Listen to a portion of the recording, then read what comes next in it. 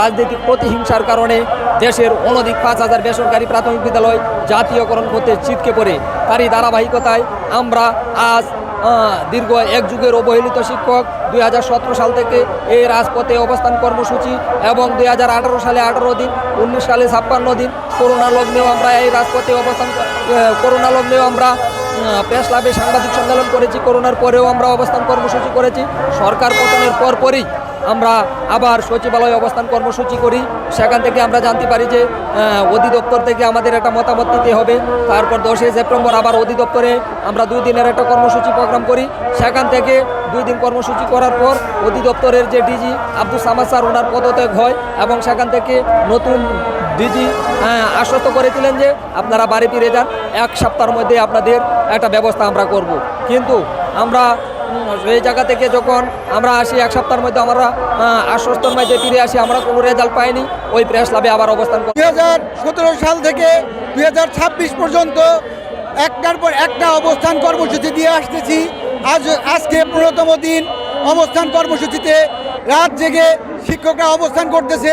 তবু আমাদের উপদেষ্টা থেকে শুরু করে সচিব মহোদয় কারো আজ পর্যন্ত কোনো রকম অনুগ্রহ বা দেওয়া হয়নি। আমরা এই রাষ্ট্রের কাছে গর্হিত সবচেয়ে নিচু স্থানে আমরা শিক্ষকরা এই সমাজে বাস করতেছি। আমরা শিক্ষা প্রতিষ্ঠানে থাকবো, ছাত্রদেরকে পাঠদান করাবো, কিন্তু আজকে আমরা কেন এই রাজপথে? শিক্ষক কেন রাজপথে? আবু সাঈদের বাংলায়, শহীদ মুগ্ধের বাংলায় শিক্ষক কেন রাজপথে?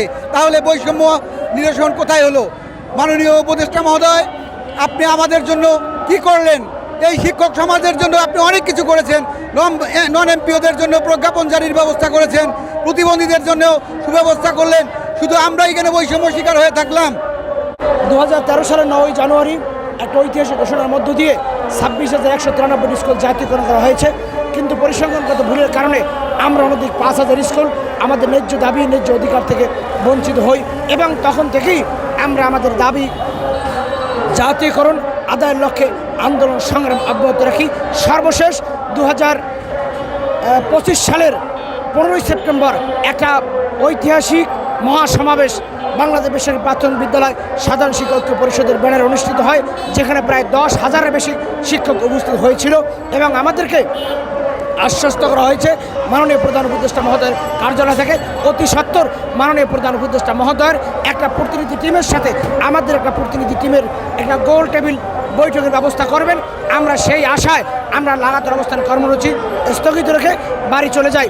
কিন্তু প্রায় 2 মাস অতিবাহিত হতে চলছে, আমাদেরকে শুধু আশ্বস্ত, কিন্তু আমাদের কোনো রকম ডাকা হচ্ছে না।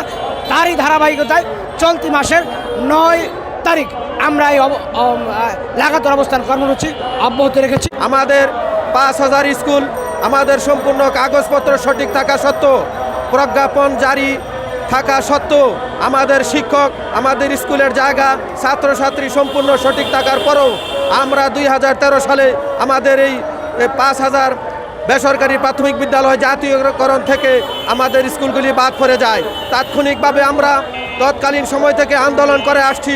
আমাদের এই 5,000 স্কুলের সকল শিক্ষকবৃন্দ আজকে মানবতর জীবনযাপন করার পরে, আমরা আন্দোলন করার পরে গণপ্রজাতন্ত্রী বাংলাদেশ সরকারের শিক্ষা মন্ত্রণালয় থেকে আমাদেরকে আশ্বাস প্রদান করা হয়েছে, আপনাদের এই 5,000 বাদ পড়া বেসরকারি প্রাথমিক বিদ্যালয়কে অনতিবিলম্বে জাতীয়করণ করা হবে, এই বলে একটি আমাদেরকে শিক্ষা মন্ত্রণালয় থেকে আশ্বাস প্রদান করেছেন।